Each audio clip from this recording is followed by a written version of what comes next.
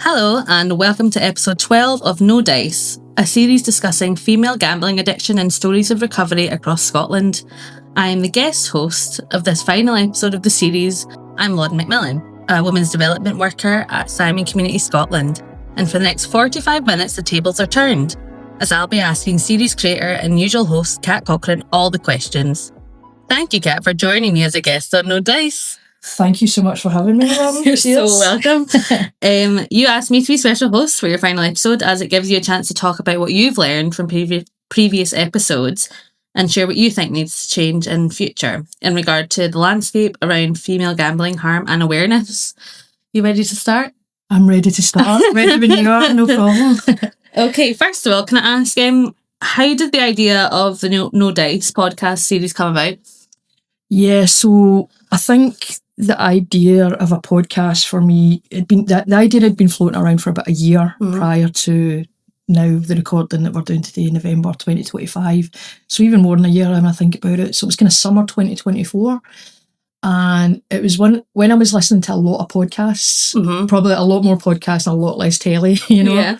And but you go through like phases you sometimes. do, don't you? Especially when you get a series or you get, it's a wee bit like a box set, you know, when you grab onto something. And I realised how much I was kind of engaging with podcasts for a start, and how they were, you know, they were already on the rise. They were, you know, and they're still in that place. And I just thought, I'm absorbing a lot of stuff, you know, through podcasts rather than, so that platform really kind of spoke to me.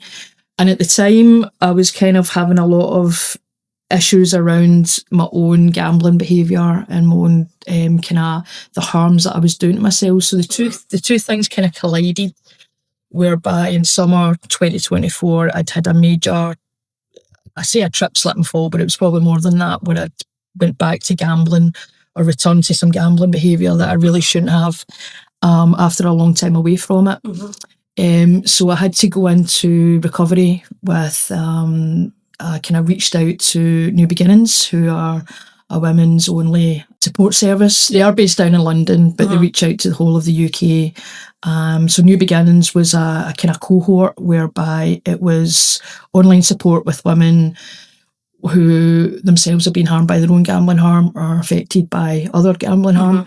So as this was kind of, as I was back into recovery, I was learning so much about the gambling harm space, like the support that was out there, people that worked in the space that had so much to say about what was needed, what was happening.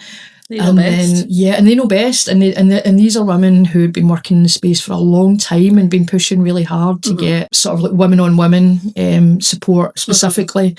And I thought to myself that there's a lot of women that have got a lot of things to say. Have I? So that kind of made sense. So I thought to myself, again, I was still doing the kind of listening to podcasts, but then I was kind of having a wee recce around, and I noticed that there wasn't anything for women in Scotland. Like any kind of platform where women were speaking online. And I thought that those two things, I'm going to harness those two things. And then I went through the gamut of, will I get a bit of funding for this? What equipment do I need? You know, the technical side of the boring stuff. Because people only really want to know about when you're there and you're doing the stuff. The juicy stuff. So that was kind of the seeds of the idea.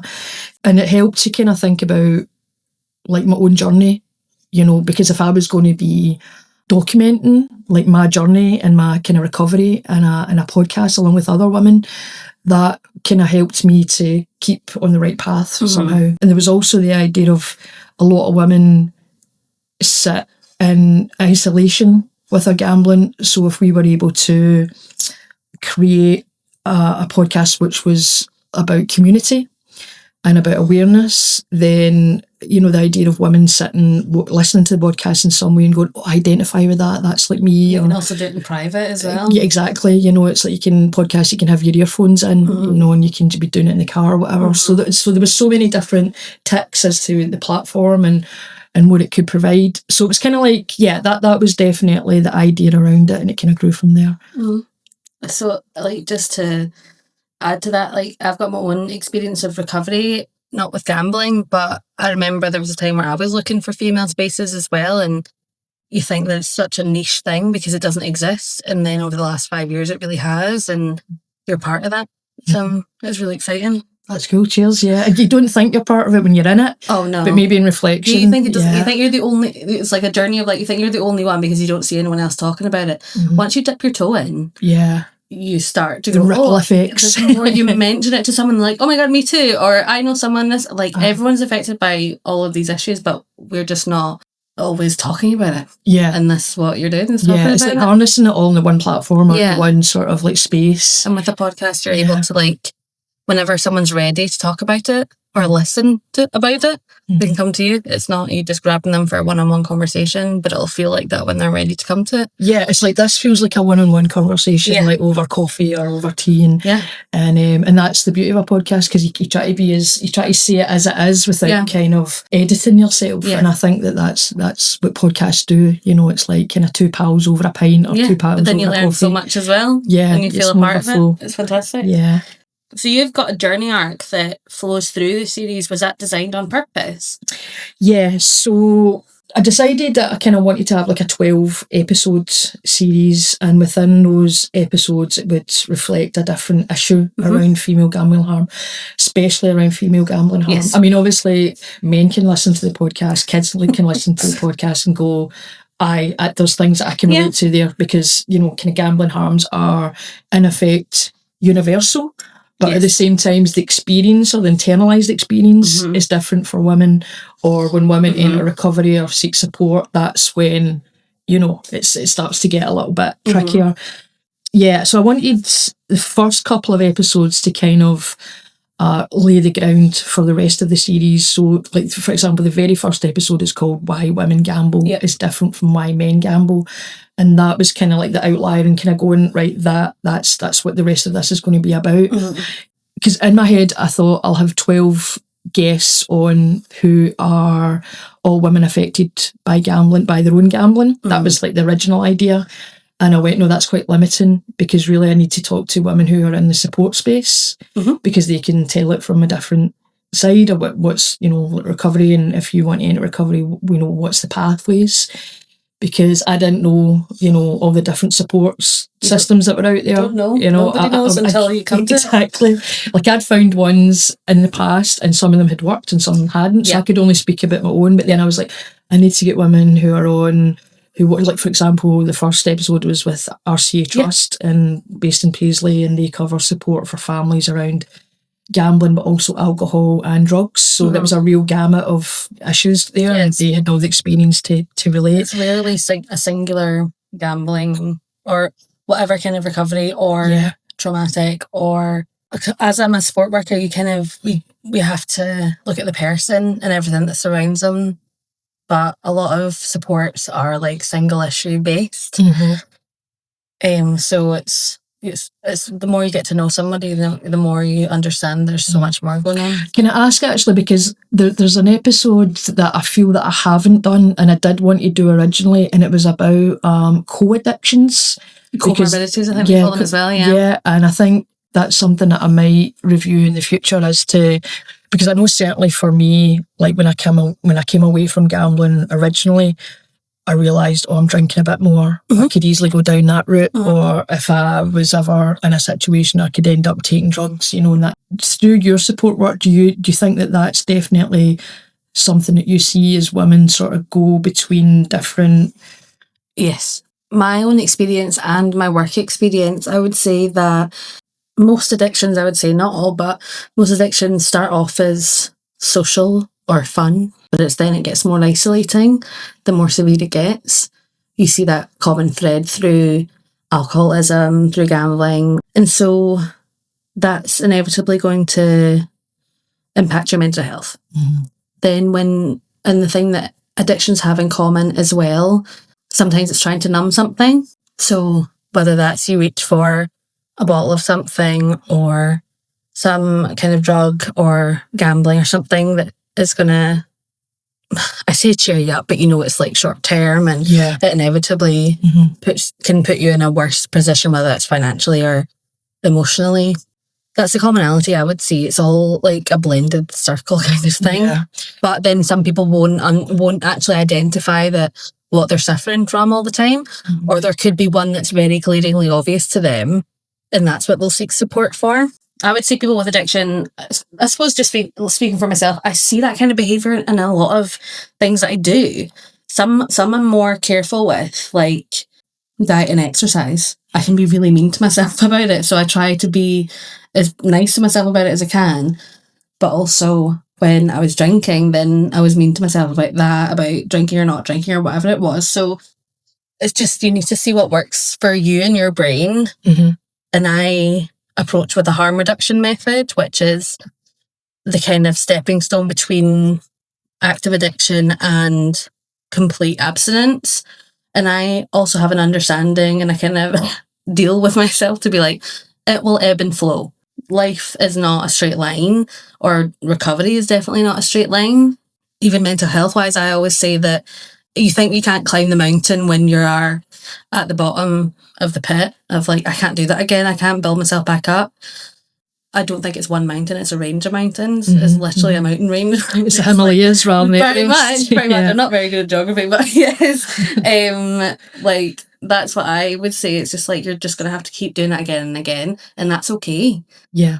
And you need to be kind to yourself because of that, because people's brains are wired differently. People go through different things in their childhood and in their adult life that affect them and may encourage them to one addiction, several addictions. And I do think that you can flow very easily into each other. Like, for example, simply, if you're drinking more, your inhibitions are lowered, therefore you might gamble more or higher amounts or more risky things. So I can see that these can all kind of flow together really easily. Yeah, I think we also live in a society where those, things that are bad for us, whether it's gambling or whether it's drugs, whether it's alcohol, whether it's sex, whether it's shopping, these are all like things where they can all be done in moderation.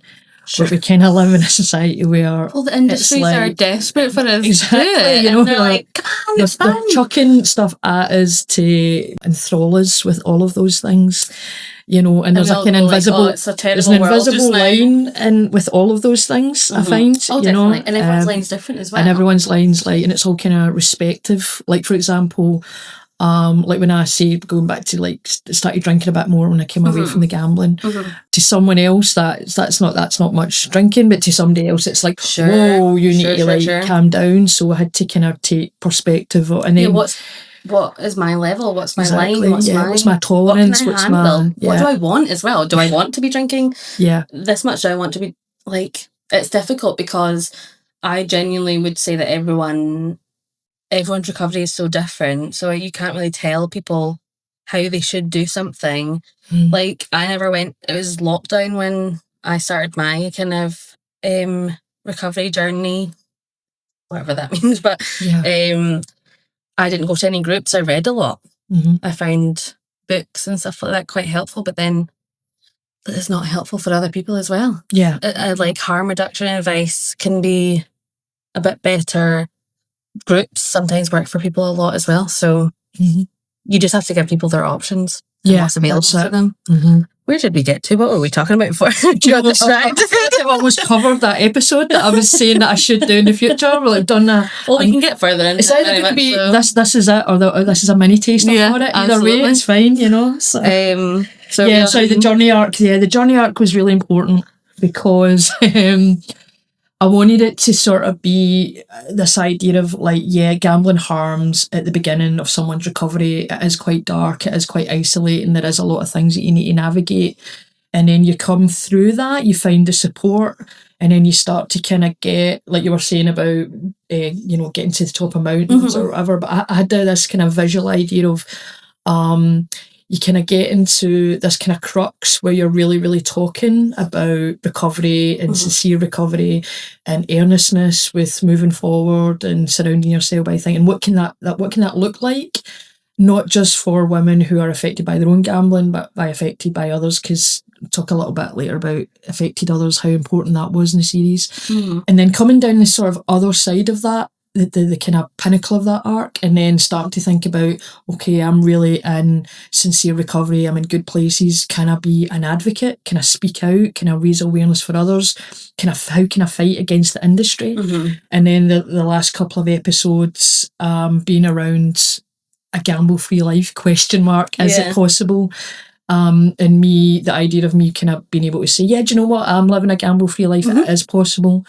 It's not been easy, but but it is possible. So that was the idea around this kind of, if you can picture it, like just this kind of hump, basically. Yeah. And at the beginning of the hump, it was all the dark stuff, and then you come over it, and then you're kind of like, not easy life by any means, because it's almost like it could go round like that. But that was the idea. And I kind of stuck to that quite strictly, which was interesting, because usually I go off in tangents. But this is the thing, you could go out, you could say so much more about all of those topics. 100%. And you can. Yeah. It's something also that Dan McGarvey talks about in his new book, Trauma Industrial Complex. I saw his Fringe show and I chatted to him. He was fantastic. In my recovery, I wrote a blog. I started writing a blog, and it was the discussions after that people were like talking to me about this stuff and I was talking about the industry and about advertising and about this kind of stuff.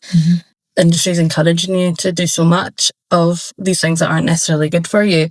He talks about when you're talking about your own lived experience, that it can be really tempting to like tie it up in a neat wee bow, like as you said, with a 12-part series, but you know that doesn't encapsulate absolutely everything about everyone's journey. Every my blog didn't do that either, but at the same time you do want like a story arc. I want like, well, okay, everything's fine now. But that's probably came from, because like I've trained as a journalist, and it's that kind of way. However, in each episode there was tangents, and the tangents were the best things about it. You know, so it's like you have a structure, but then you're like, I don't mind if that goes askew, because actually the askew is not the fun part, but it's kind of like that's where you get to the nitty-gritty of how you can come from. 100%. You get to know someone about like where their brain goes when you bring something up like that. It's so interesting.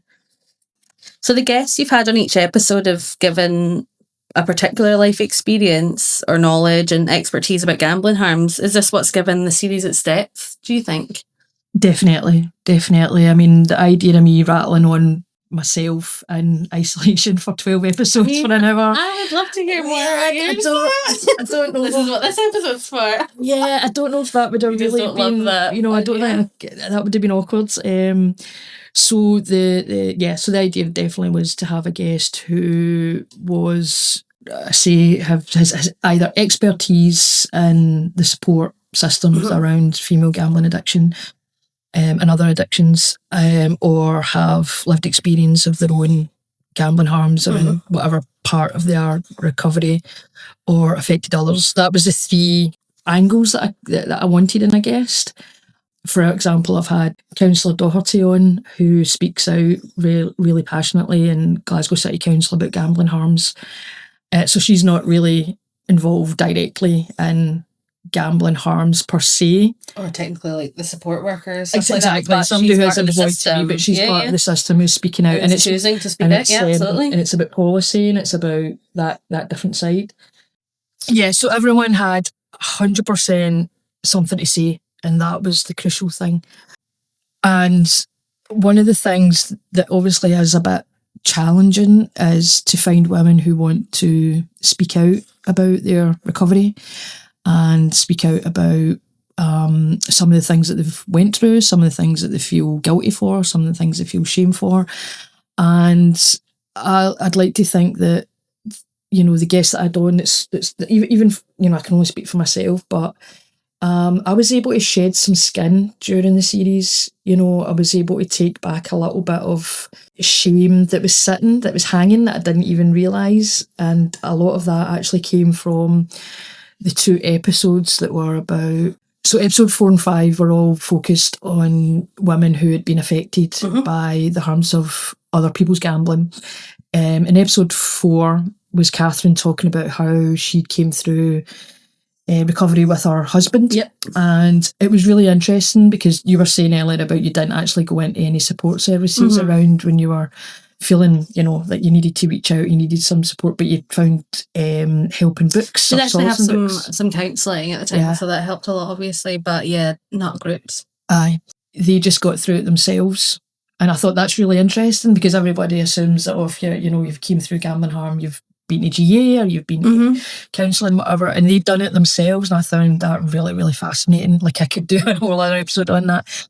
And that was through their closeness as a family and as a couple and everything. And then there was the other episode 5, which fantastic guest, Lindsay McClatchy, and she talked about how she was really affected by the gambling harm, or she was harmed by the gambling behaviours of her dad when she was really young. Interesting. And she only really different came aspects to of that. Yeah, and that was important to have two different aspects. And Lindsay hadn't spoke about so much stuff like in her teenage years until she was in her early 40s. So she's going through this whole catharsis. However, for me, what happened was, because they were affected others, when I started my gambling recovery journey, I didn't think about the affected others around me. Or I did think about it, but I didn't think about it enough. And that was something that I really wanted to give people who were affected by other people gambling, to give them a whole episode to themselves, so they could speak, so that they could have like advocacy around their stories, so a whole episode could have the value of just their journey. I just learned so much from that, because there was things that I was like, oh my God, I should have done this, I should have said that, I should have, and that's been great for me. And I'm hoping like people that listen to the podcast will kind of be in a similar situation, or there's something to learn from every episode, I hope. Completely. Yeah, I really have learned a lot. And this is coming from someone who's in this space as well and has experience of different types of addictions. So that's cool, and being affected by other people's addictions as well. So I just think it's also complex, and we all have blind spots. We all have different life experiences and things that were normal to us, and things that you grow up and go, oh, that wasn't. Not everyone has experienced that. Yeah. And I think it's also important that like the guests that you've had, I think it is obviously is one thing to talk at a support group, and then a different thing to come on a podcast, because you don't know that who's going to listen and who might get in touch. But that's the thing. You're doing this to share the information for like a good cause and for a good reason, but you just don't. No one wants to be judged. Yeah, exactly. I mean, it was something you said that kind of triggered that idea of like, at certain parts of our life, we think we've fully got self-awareness. Yeah, we're like, I'm self-aware about X, Y, and Z, and then it's only years later that you look back and you go, oh my God, I was totally clueless to that. Even but when you're in active addiction and you're like, yep, that's happening, that's bad. Yeah. But you're still so like, I don't mean this in a negative way necessarily, but it's like you are self-absorbed, because like addiction is all-encompassing. That's you it. Cannot see outside of it, because you're so overwhelmed by it. You don't understand that like you're actually... Yeah, you're under a cloud with it, and you don't realise you're under a cloud with it as such. Other people get caught up in that as well sometimes, and you don't even realise what effect it has on them as someone who's been in addiction and then also affected by other people's addiction. It's an odd place to be, because you identify with it, but you still have your own emotions about it. You can still feel angry and feel all these different things about that person, even if you do relate to some of the aspects of what they're going through. But I think the thing that's given me the most is just empathy and compassion. Doesn't mean I don't get annoyed every now and again about stuff like that, but keeping that in mind, what have you learned about female gambling harm in the gambling industry that you didn't know before? As we're just talking about, we all have blind spots, so... Yeah, definitely. I mean, what I learned myself about my own journey, first of all, when I'll speak about, what I've learned from other women and their stories, but what I've learned is when I entered recovery in September 2021, I assumed that all my partner at the time and my family and my friends wanted to know was that I wasn't gambling anymore and I was going to GA. That was kind of like the crux of everything. As long as I was like going to GA and I wasn't gambling. But there's so much more to unpack. There's so much that you have to do in retrospect as to what, because you kind of go, right, there's the pre-recovery time when it was all gambling, it was all messy. And then it's the sort of like the explosion of, okay, I'm going to accept that I have a problem and I'm going to tell the people that I'm going to tell. And then there's a kind of post fallout of that. But you don't see that, or I didn't see the fallout. I didn't realise the things I had to deal with around relationships, around friendships, some of the chaos, the trust that had burst. I just thought, all I need to do is go to GA and not gamble. And it was through the episodes that it was apparent to me that I'd kind of, not that I'd done it the wrong way, I'd just done it the way, the way that I did parts it. that you'd just not seen, Yeah, exactly. Like, and kind of repairing things, you mean, or? Yeah, kind of like acknowledging that I had broken so much trust that was going to take so much to repair. That I had to build up as well. It's really difficult. And I didn't probably. But I did everything. I've done all of this. Exactly. I did all the work on myself, but you forget the kind of around you, and that's ripple effect, as you said. Yeah. Again, that's part of addiction, because even when you're like in an addiction, you kind of you're self-absorbed, and the world then starts at your needs and your wants. Yeah, because whatever. You feel like the victim. Yeah, it's like, and this is a kind of, and you are in ways, but you're not the only. Yeah, exactly, and you kind of just forget about the needs of those around you. I mean, sometimes I was like, oh well, I totally know what my partner needs. I know what's going on, but I really didn't, and that was something that I really had to kind of face. Weirdly, 4 years into recovery, doing the podcast, in retrospect, I was like, right, yeah, I didn't deal with that, and that's fine, because at least I've learned. You know what I mean? Well, at least I've learned. So that was something that really stood out for me personally. Thinking about what I've learned from other females is that obviously everybody's journey is different. Everyone goes through a different path to get a place of healing and a place of kind of peace of mind. And I think coming out of addiction, coming into recovery, that's what you're looking for most, is kind of peace of mind. Yeah. And a lot of women that I spoke to, not just in the episodes itself, but in the kind of research of it, deciding what would be the right questions to ask around certain parts of recovery, is that there is improved support now in Scotland, which is great, because when 4 or 5 years ago, whatever, it was GA on the highway, but it's came on leaps and bounds. Now, is it because there has been such an influx of women who are beginning to have gambling problems, or there's a problem sitting there and their needs have been met? Or is it a case of that's always been there, but eventually a penny's dropped? It's coming to light, it's coming to light. So there's a lot of things I'm still trying to figure out. Is it the need? Is it the want? Is it whatever? And then when it comes to what I've learned about the gambling industry, is that there are so much dark arts. There are so many ploys. What could you say? They're evil. Yes, it's madness. So there's so much research I did around what the gambling industry does. One, to lure customers in, especially online, where it's all at these days. So they use the word free a lot. Yeah, exactly. Free spins, free money. Guaranteed win. I heard recently. I was like, "Are you joking?" All the psychological tricks in the book. And it's not just to lure new customers in, that's one thing, but it's to lure customers back that are maybe wanting a break from gambling, or are started to kind of question their gambling behaviour. Because, like, for example, I just like try to close all of them down. I just like, I'm coming out of all of those accounts.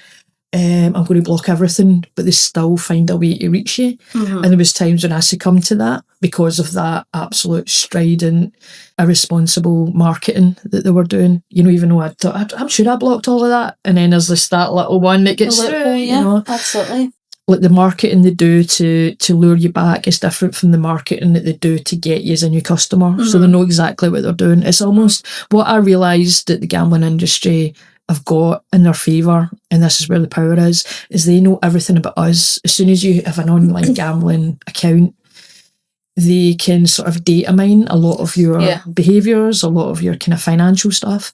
So they know everything about your gambling habits. But actually, we know very, very little about gambling firms or about the gambling industry.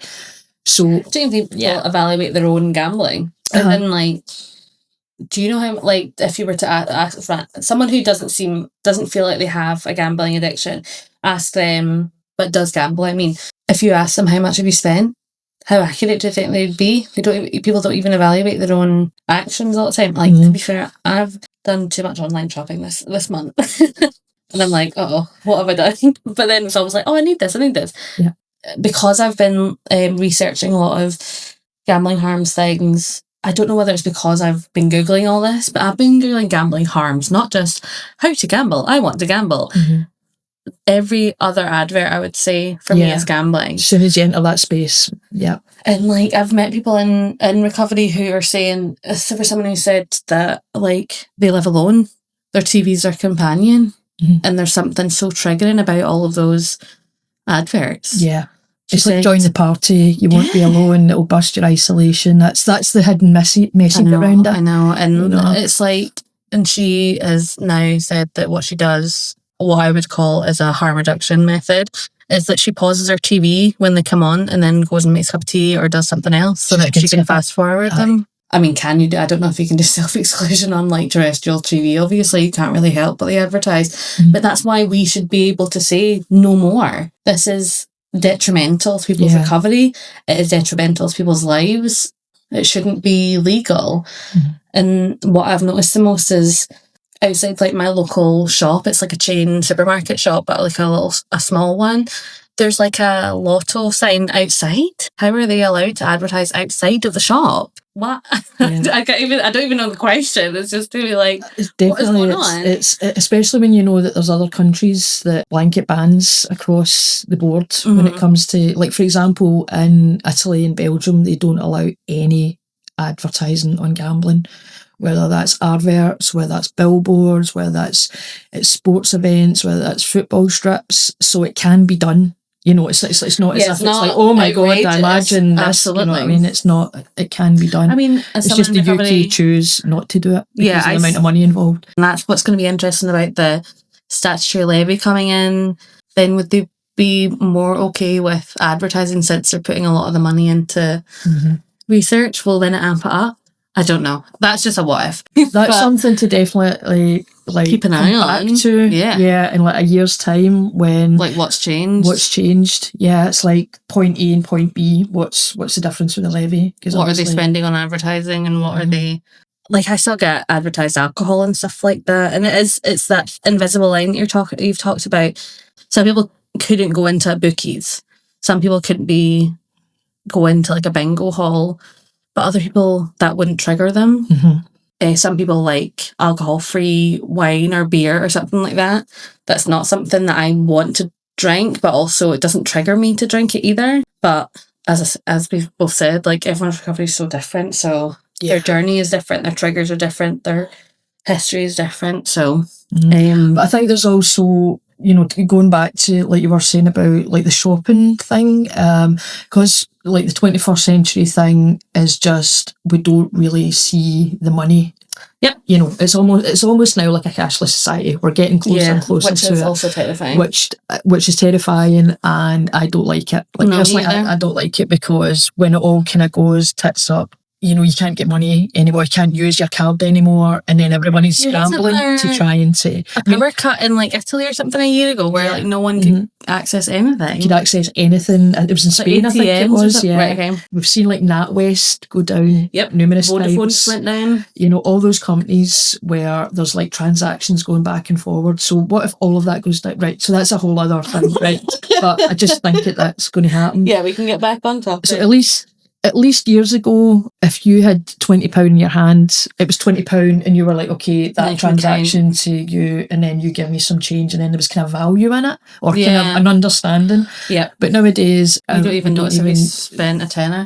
And I think that a lot of gambling plugs into that idea of open up an account, I'll just pop £50 in. I don't really know the value. I'm not saying people don't know the value of £50, but it's easier to understand the value of £50 when you don't actually see it physically in your hand. I would imagine, as opposed to even a in-person casino where someone goes in and like, I've just seen more in the movies about like, get their chips. So even then you've got to pay for the chips. This is the thing, there is an exchange somewhat. Exactly. And then, it's a physical... But it's also kind of like, it seems a bit gamey in the way of like, I've got these tokens. It's not actual money anymore. It's just these game pieces. That aren't worth as much as a £20 note or a $50 note. Handed over your exactly.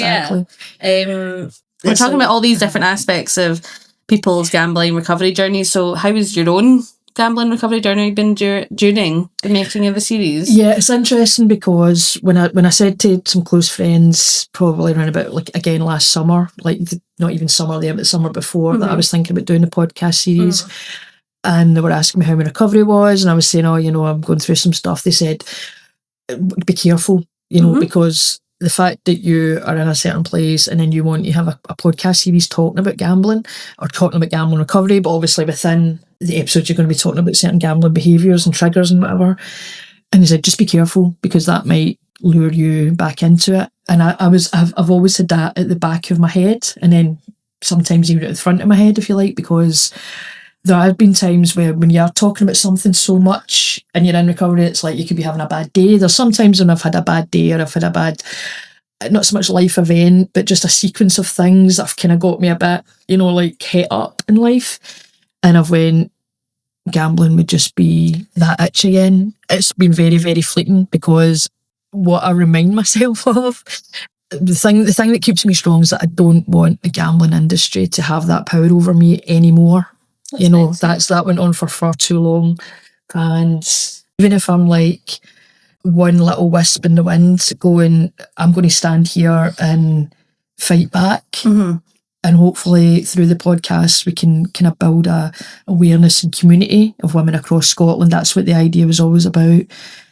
And to go, yeah, I want to be another person that stands up and goes, whether they're affected by gambling or not, or affected by others, whatever the situation is. Yeah, I want to be part of that, and then hopefully get a bit of a growing army. Obviously number one, I need to look after my own recovery. That's the thing that's always paramount.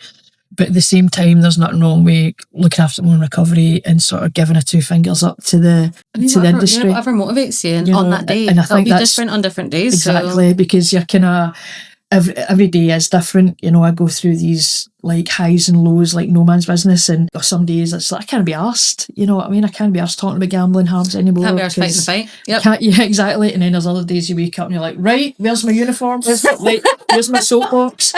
And those are good days. So if you can just kind of find a little bit in between, recovery's easy on the good days. Aye. Recovery's hard. Aye. Shit days. Exactly. Sorry, really. No, that's fine. I think it's okay. Yeah, like you say, finding the energy to fight the good fight on the good days, and then when you're having a bad day, that's okay. There's a couple of us. We're human. If you're down one day, then we've got you. I've got foot soldiers. We're all foot soldiers. We're already started the army, so don't worry. So, but that's what's great, and I think as it's went along, people have said there's really good value in this podcast series because there isn't anything like it, and people can listen to it and relate to it, identify with it, go, yeah, that's so true, or I didn't know that, or I've learnt something, and that's all we can do. Yeah. There's only so much a podcast can do, but if it can do the things that it can do well in terms of reach, community awareness, then I'm quite happy. So what sticks out as like a memorable moment, do you think? The two episodes that I had around being affected by gambling harms, because the women who came on those episodes were episodes 4 and 5, how gambling affects others' relationships, and the women were so candid. They were so open, because obviously you know as a host, and you have a little chat with your guests before as to what what you feel they're comfortable talking about, and the two women, Catherine and Lindsay, they just laid it all out. They just said, well, I'm here, I've got my story to tell, I'm going to tell it warts and all. And I was like blown away by their stories because they didn't hold back. And I learnt so much in that time with them, just around how gambling affects them, because they weren't even the gambler, they didn't understand gambling, they didn't go near gambling, they haven't then or since. And yet this gambling harm had affected them and how they'd navigated through it. And that perspective, and they just, like I say, just the fact that they laid it all out there. And I thought that is incredible, because you don't get a lot of that. You don't get a lot of people talking about how something like gambling harms affects, that it's affected their life, affected their family, affected their esteem, affected even to the point where like Lindsay was talking about how she works in support because she was and feels like such an advocate now around kids and warning kids. Yeah. And that's something I feel very passionate about, because it's the next generation that we need to raise the awareness to and for.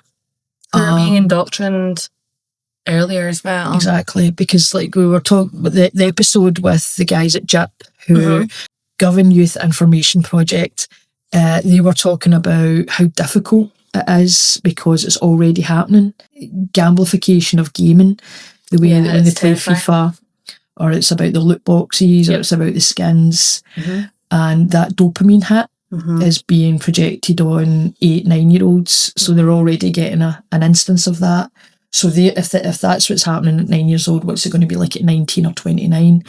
And it's almost as if the levees broke on that. So how do we get it back? I don't know, but it's like even thinking about 5 and 6 year olds, how do you how does that work in education? How does that work with, it's a big space, the gambling harm space, and we can only do so much in our little space ourselves, but that's fine. But it's part of the puzzle, I think. It's part of the puzzle, it's part of the bigger picture, absolutely. Yeah. I find like the children and families aspect so interesting, because I think when you have experience of a parent or just like an adult in your life having any kind of issue or addiction or like unhealthy patterns or whatever you might call it, I think there's always an aspect of some people kind of can fall into and repeat the same mistakes, and then other times people go completely the opposite way and completely stay away from it. And I find that the psychology of that really interesting, and like, do people choose their paths or are they given to them or whatever it is? And also what I find, well, whatever women do, they're shamed because they shouldn't be doing that because they're a mother or a wife or whatever it is.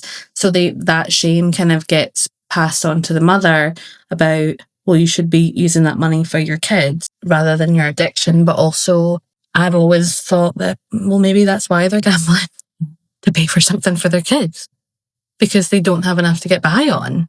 So then that comes back to just government and benefits and all that kind of stuff. But let's not get into that. The system. Yeah, the system. That's what we'll call it. The system.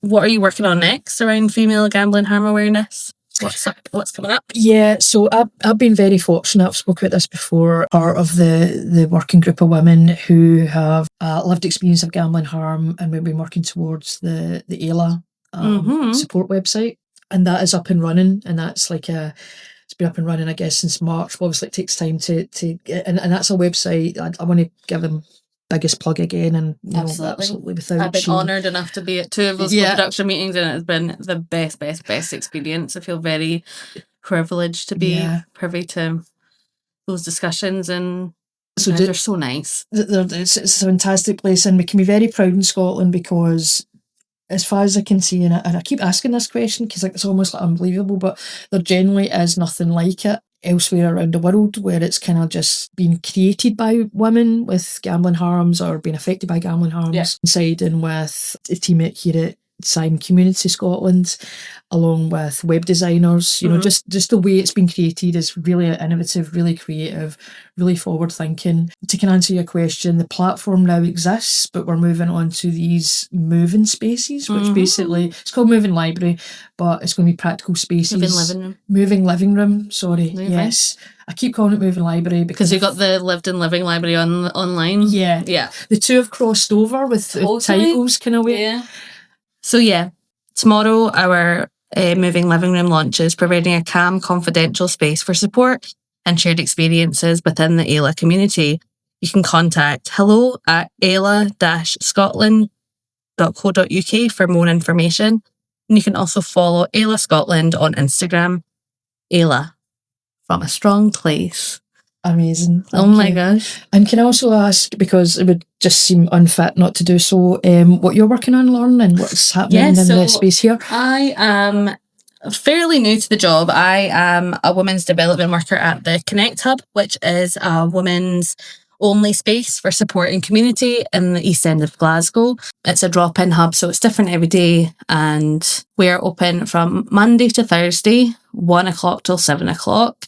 So that keeps me very busy. But also I work with the Gambling Harms team under Simon Community with Nicole and Darren and Ella, who are wonderful. So at the hub on Mondays, I do a Gambling Harms drop-in session. If anyone wants to come in and chat about experiencing gambling harms them from their own gambling or from someone else's gambling, I can sit down and have a chat with them confidentially.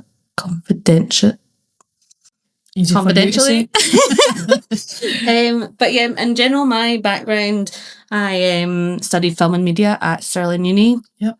I'm really passionate Can I just say, I remember years ago I wanted to do that course. Yeah. And I didn't have enough qualifications to get into it. I was straight out of school. I didn't really do anything in first year. Just was like, oh, now I have to go to uni. Yeah. I guess because if you get certain hires or whatever, but I was very privileged to have a dad who was hounding me about education and all that kind of stuff, so that helped me a lot. But yeah, I did film and media, and I'm really passionate about representation in media, not just about certain groups, about certain issues. And I've actually set myself a bit of a challenge just now to actually invest and investigate about the representation of gambling in film and TV. I just watched the new Colin Farrell film. It's called The Ballad of a Small Player. I don't think I would recommend it for people who already have experience in gambling harms, because I would assume it's very triggering. It was a lot. It was quite visceral in its the stress of it and all this kind of stuff. And it was interesting, but I also know that gambling in films and TV is usually about these, let's quote unquote, high rollers, this glamorizing it, or being in the casinos and big bets and all this, and all these guys in suits and blah blah blah. Images of falling chips. Oh my god! People going like that with money, throwing money into the expensive hotel room beds. And was things. That your experience of gambling? No, I wish. Well, now especially it's just on your phone. You just imagine a film of just someone tapping their phone a lot. It's not exactly, but it's just that thing of we're ignoring a complete section of society that are isolated, even though there's so many of them. That is isolated. So I do want to invest some time in looking into that, because my funding for my job comes from gambling awareness. So I replaced Alessia, who was on episode 2, I think. Yeah, of your podcast. Episode 2, she was. And I've known Alessia since she was 19. Yeah. So but because we worked in hospitality together, but so you're kind of able to put your own spin on the job in a weird way of what do you feel like you want to do? Oh gosh, yeah. I say, I bet you any money I could do this or that. Oh my god. That just shows you, because gambling terms are like common parlance. That's what I've noticed as well. It's so weird.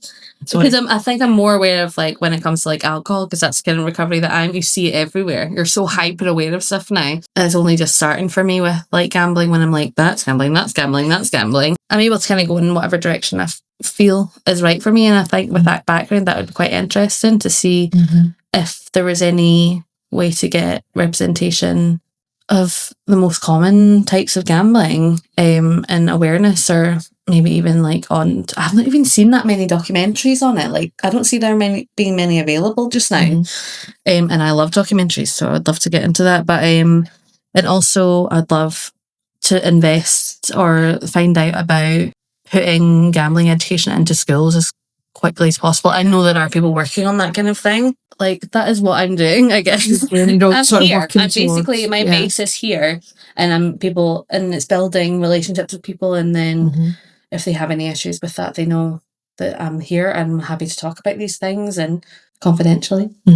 Outside of that, trying to educate myself and do as much training and all that as possible, and just change the world as you are. Talking about different representation, gambling, there's very rarely you see women gamblers. Yeah.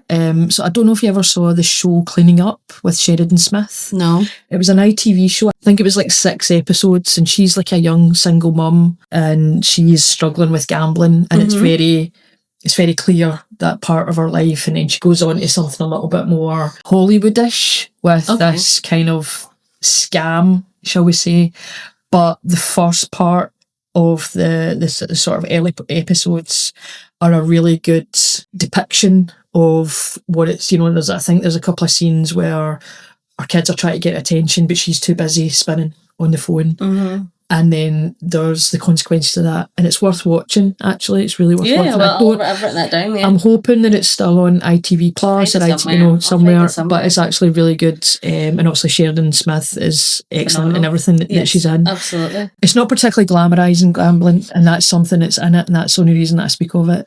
But yeah, that's some of the reading I've done is about like the kind of tropes. It's either the stress of paying back debt and then having to gamble to then pay back debts, or one last big bet to finish it all. Yeah. There's two endings to this, and neither of them are a good place to end. No. Like, it's either going to go wrong or it's going to go great, but that's still not... And that's never the last one. Exactly. Yeah, it's never ever the last one. I used to say, all I need is X amount of money, because that kind of had a figure in my head, but really I was delusional, because there was never a figure, because it was never enough. And it really wasn't about the money, it was more about the chasing the high. As well, we talked about in episode 10 about raising awareness, or born in the youth, about gambling harms, is the amount of influencers that you get, like on YouTube and on different sites, whereby they are sponsored by the gambling industry and they're sitting there playing games.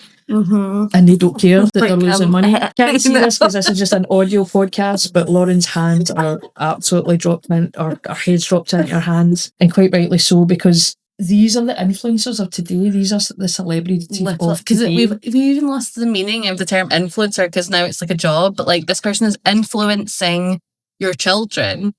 Corrupting. I sound like that's what I'm going to start calling. I should be like banging my fist on a... Yeah.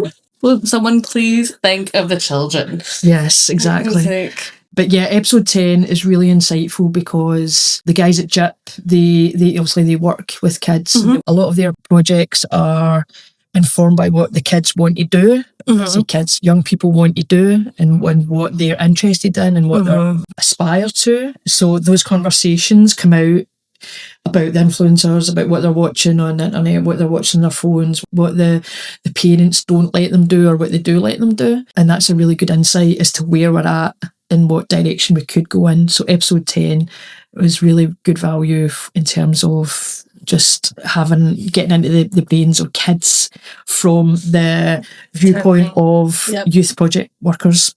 Yeah. I mean, like, kids are always going to want to do but you tell them not to. Exactly. So then how do you protect them? And it's the loopholes like that. Like, okay, we can't advertise to children from this time to this time, or like the watershed or whatever it is. They're inside their phones now. And like, I also think influencers, and I've experienced that with like YouTubers. I used to watch YouTubers when I was young, and that was when there was no laws about being transparent about advertising or sponsorship. Now you have to be, but there's still loopholes. It's like whack-a-mole. It feels like whack-a-mole. It really is. You know, like, you cannot. Spinning plates. We got that one. Yeah. Right. No, that's sprung up now. Okay, we need to take care of that. Yeah. And it's funny because we, like, as you said, we could fill 100 podcast episodes, I believe, with all this chat, but when you're going through it, you feel like it's such a niche issue, but it is not at all. But then a lot of addictions, as I've said, is like they're very isolated. You don't talk about them. So we have whatever statistics you have are wrong. They're lower than the truth. So then shouldn't the services be upping, or the education be upping, or the awareness be upped, so that we're actually taking care of a problem rather than sticking like a last over it? Absolutely. Yeah. We continue to fight the good fight. Always, always, always. Yes. So, bringing this final episode to its positive end, we are fighting the good fight. Thank you so much to everyone who's tuned in to the No Dice podcast. Thank you so much, Kat, for joining me. Thank you so much for being guest host. You've been wonderful. You should be so proud of this. I hope you keep this in. Don't edit this out. You should be so proud of the work you've done and the awareness you're spreading. And I've really enjoyed, and I've enjoyed today. I've enjoyed listening to the podcast. Again, thank you so much to everyone who's tuned in to the No Dice podcast, a series talking about female gambling addiction and stories of recovery and awareness across Scotland. Over and out. Bye.